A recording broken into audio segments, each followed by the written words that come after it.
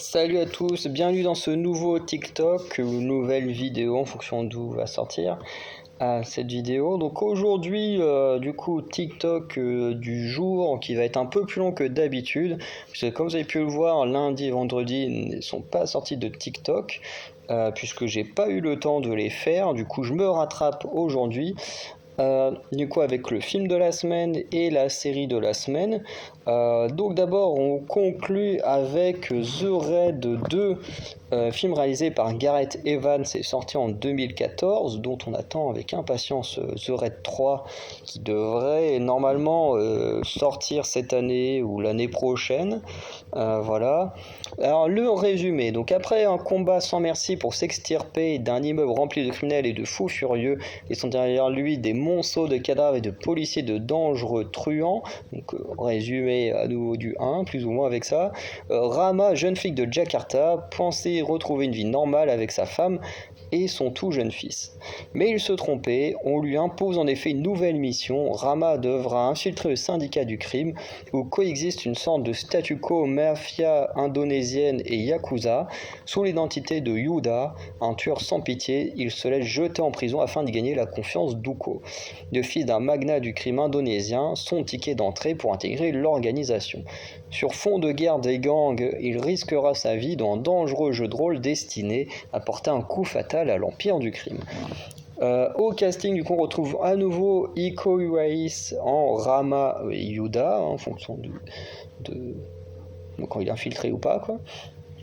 Arifin Putra en Uko, donc le fils du dirigeant de la mafia indonésienne, ou encore Sisip Arif Rahman en assassin, alors qui est clairement le mec le plus difficile à combattre du film, voilà, un des bras droits d'un des méchants, mais qui est ultra pété de classe, et que que Keanu Reeves adore, parce que en fait Sissi Parif Rahman et Yayan Rufian, qu'on avait vu dans The Raid 1, sont deux hommes hyper doués dans le monde des arts martiaux, au point que John Wick les adore, enfin Keanu Reeves les adore, et dans John Wick, ce soit les deux seules personnes qu'il ait refusé de tuer, donc voilà, donc c'est pas rien.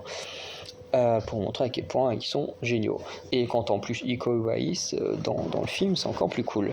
Donc film moi que j'adore, que je vous conseille, puisque The Raid 2, contrairement au 1 qui est clairement un survival, faut survivre dans un immeuble à tous les ennemis qui t'arrivent sur la gueule, là The Raid 2 c'est très différent, c'est juste de l'infiltration.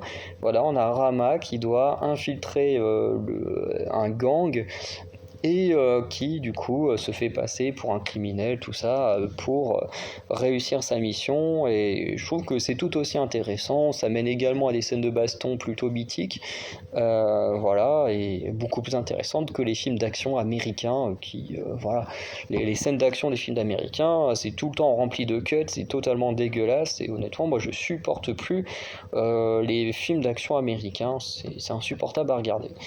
Donc voilà pour le film de la semaine.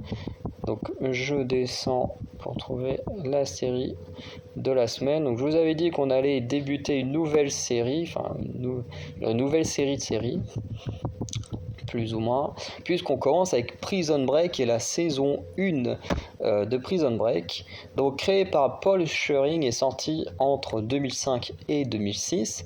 Le résumé est celui-ci. Lincoln Burroughs est accusé du meurtre de Terence Steinman, qui est le frère de la vice-présidente des États-Unis. Les preuves étant accablantes, il est déclaré coupable de meurtre au premier degré avec préméditation et condamné à mort. Il est incarcéré dans la prison de Fox River pour attendre son exécution. Le frère de Lincoln, Michael Scofield, est convaincu de son innocence et conçoit un ingénieux plan d'évasion.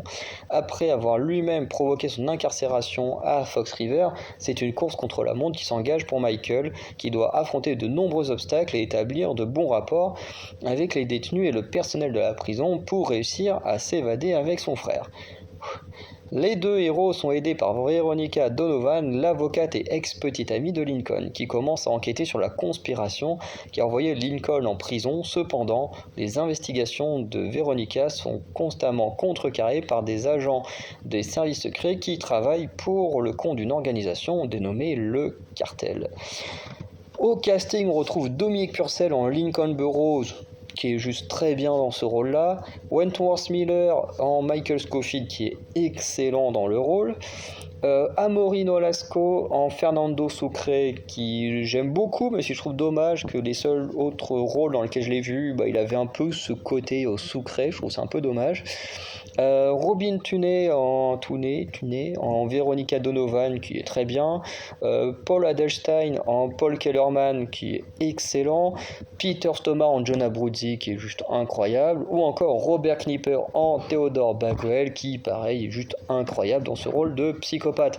Et en plus, T-Bag, donc joué par Robert Knipper, qui va être un peu... Alors je sais pas s'il y a déjà eu des personnages comme lui avant Prison Break, mais du moins, après Prison Break, moi j'ai vu beaucoup de personnages dans son genre être repris à droite à gauche, notamment dans The 100, avec ce personnage hyper détestable, vraiment gros enfoiré, que tout le monde déteste, c'est limite le personnage que tu adores détester, parce que quand il est là, tu sais qu'il va y avoir de la tension, que ça va être dangereux et tout, et qui pourtant va avoir son arc de rédemption et un peu rejoindre le camp des héros à un moment donné.